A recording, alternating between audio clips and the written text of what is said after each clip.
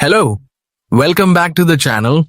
In today's quick tutorial, I'll show you how to block spam calls on Android so you can stop annoying and suspicious calls in just a few steps. Go to the Call app.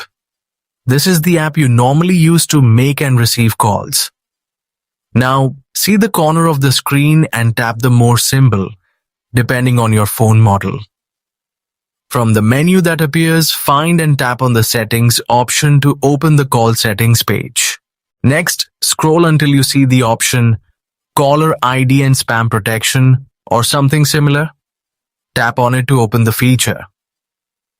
This section allows your phone to identify unknown numbers and warn you if a call might be spam. Next, turn on Caller ID and Spam Protection by tapping the toggle switch. After enabling it, you will usually see another option called Block Spam and Scam Calls. Turn this on as well.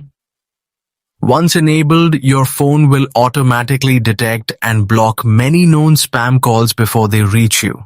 Some Android phones may also allow you to manually block specific numbers from your recent calls list.